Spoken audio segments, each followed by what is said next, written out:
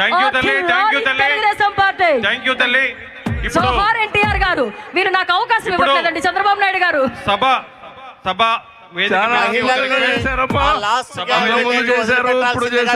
తెలుగుదేశం పార్టీకి ఎంతో అంకిత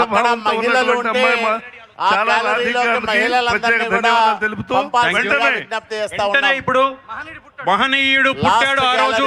మహిళలు మహానాడుకు స్వాగతం అంటూ ఈరోజు ఒక అద్భుతమైన గీతాన్ని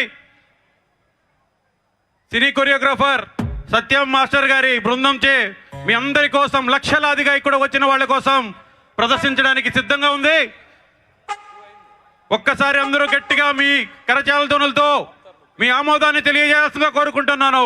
జై తెలుగుదేశం, జై తెలుగుదేశం, జై తెలుగుదేశం, జై. Audio please. ఎవరు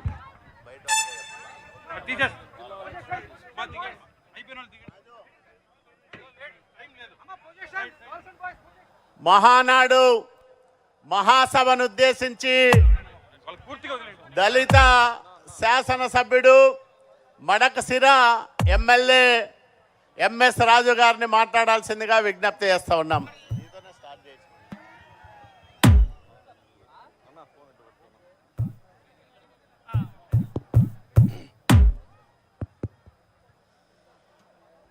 కడపలో జరుగుతున్న మహానాడుకి లక్షలాదిగా తరలి వచ్చిన తెలుగుదేశం పార్టీ కుటుంబ సభ్యులకి, కార్యకర్తలకి శిరస్సు వంచి నమస్కారం చేస్తూ కడప జిల్లా దద్దరిల్లేలా ప్రపంచవ్యాప్తంగా ఉన్న తెలుగుదేశం పార్టీ సానుభూతి పరులు, కార్యకర్తలు టీవీలో చూసి గుండె ఆనందోత్సవంతో ఉంటే వైఎస్ఆర్ కాంగ్రెస్ పార్టీ వాళ్ళకి ఈ జన సునామీని చూసి గుండెపోటు వచ్చే విధంగా టీవీలు పగలగొడతా ఉన్నారని చెప్పి ఇప్పుడే స్క్రోలింగ్స్ వస్తా ఉన్నాయి. కడప జిల్లా దద్దరిల్లిపోతా ఉంది. తెలుగు సింహ గర్జన కడప నడి బొడ్డున జరుగుతా ఉంది. తెలుగు జెండా, తెలుగుదేశం జెండా రెపరెపలాడుతా ఉంది. ఎన్నో మహానాడులు జరిగాయి. ఈ మహానాడు ఒక దుర్మార్గమైనటువంటి పరిపాలన అందించినటువంటి జగన్మోహన్ రెడ్డి గడ్డ మీద తెలుగు సింహ గర్జన చూడ్డానికి. జగన్మోహన్ రెడ్డి ఒక వైపు చూడు, కడప వైపు, కడప అడ్డ, తెలుగుదేశం గడ్డ అని అనే విధంగా ఎటువైపు చూసినా నలువైపులో జన సునామీని తలపించే విధంగా జనసంద్రమైనటువంటి కడప మహానగరాన్ని ఒక్కసారి చూడండి అని చెప్పి సందర్భంగా తెలియజేస్తూ, విశ్వవిఖ్యాత నట సార్వభౌమ నందమూరి తారక రామారావు గారు ఏ ముహూర్తాన పసుపు జెండా పెట్టాడో, ఏ ముహూర్తాన తెలుగుదేశం అని నామకరణం చేశాడో, ఆ రోజు నుంచి ఈ రోజు వరకు తెలుగు రాష్ట్రాల్లో తెలుగుదేశం పార్టీ చరిత్ర స్థిరస్థాయిలో ఉండే విధంగా, తరువాత ఆంధ్రప్రదేశ్ ముఖ్యమంత్రిగా, ఉమ్మడి ఆంధ్రప్రదేశ్ ముఖ్యమంత్రిగా తెలుగుదేశం పార్టీ ఆత్మగౌరవాన్ని ప్రపంచ స్థాయికి తీసుకెళ్లినటువంటి మన ప్రియతమ నాయకుడు గౌరవ ముఖ్యమంత్రి చంద్రబాబు నాయుడు గారు అనేక కష్టాలను ఎదుర్కొని దుర్మార్గమైన 5 సంవత్సరాల పరిపాలనలో చంద్రబాబు గారిని సైతం ఇబ్బంది పెట్టినా ఎక్కడ అధైర్యపడకుండా 75 సంవత్సరాల వయసులో 20 సంవత్సరాల యువకుడిగా పార్టీని నడిపించినటువంటి మనందరి ప్రియతమ నాయకుడు నారా చంద్రబాబు నాయుడు గారు దుర్మార్గమైనటువంటి పరిపాలనలో, ప్రశ్నిస్తే హత్యలు చేస్తున్నటువంటి సందర్భంలో, ప్రశ్నిస్తే కేసులు పెడుతున్నటువంటి సందర్భంలో, అన్ని వర్గాల ప్రజలు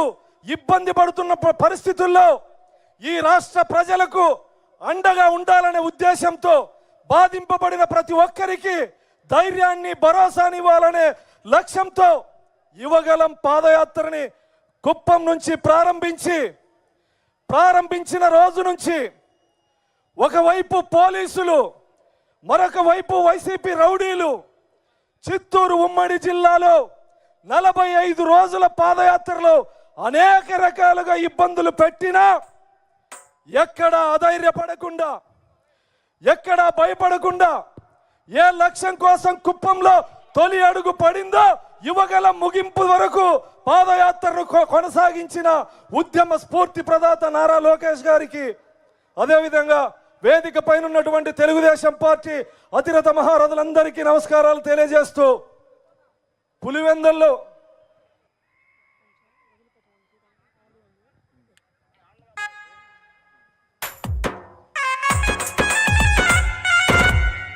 హలో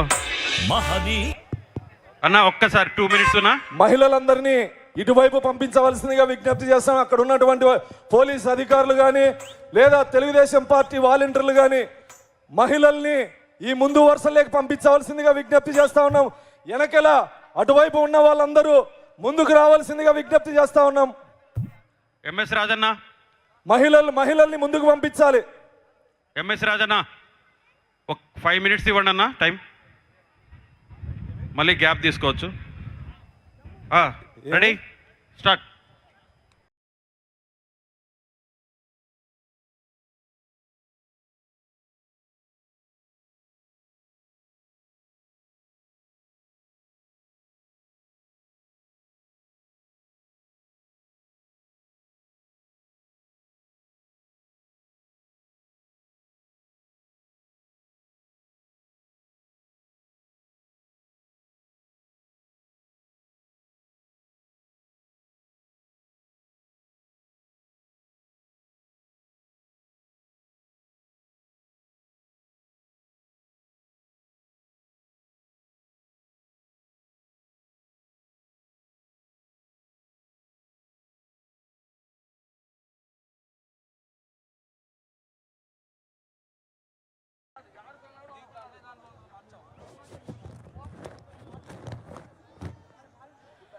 రోడ్డు మీద ఉన్నటువంటి వాలంటీర్లందరూ జనం రోడ్డు వైపున వస్తున్న వాళ్ళందరినీ స్టేజ్ దగ్గరికి పంపించాలి. అక్కడ ఉన్నటువంటి కుర్చీల్లో కూర్చోమని చెప్పాలి.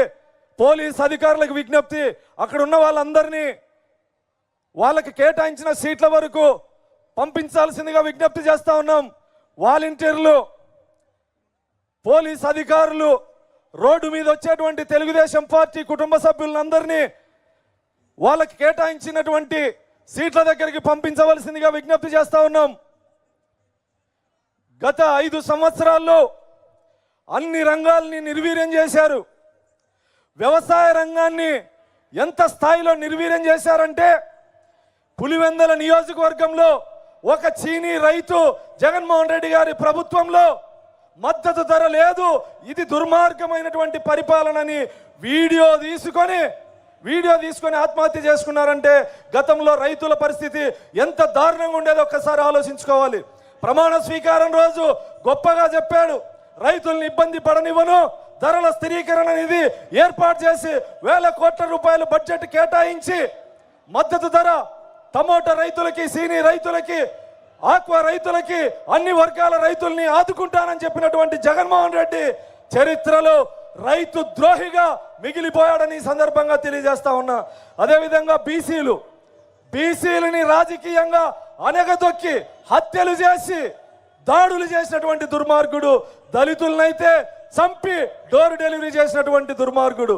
ఇక్కడే పులివెందుల్లో జగన్మోహన్ రెడ్డి గారి నియోజకవర్గంలో నాగమ్మ అనే ఒక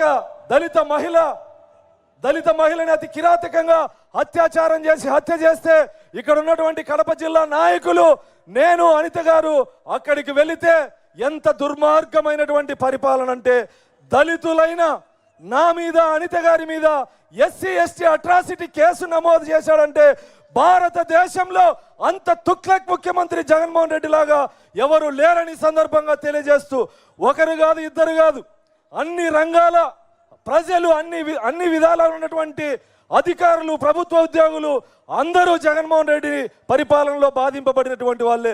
మీరు చూస్తూ ఉంటారు, ఐఏఎస్లు, ఐపీఎస్లు జగన్మోహన్ రెడ్డి గారిని నమ్మి పనిచేసినందుకు ఈరోజు ఊచలు లెక్క పెడతా ఉన్నారు, జైళ్ళకు పోతా ఉన్నారు. అదే చంద్రబాబు నాయుడు గారు ముఖ్యమంత్రిగా ఎప్పుడున్నా అధికారులు ఢిల్లీ స్థాయిలో అవార్డులు తీసుకునేటువంటి పరిస్థితి ఉంటే, సిగ్గులేని జగన్మోహన్ రెడ్డి గారి గవర్నమెంట్లో ఐపీఎస్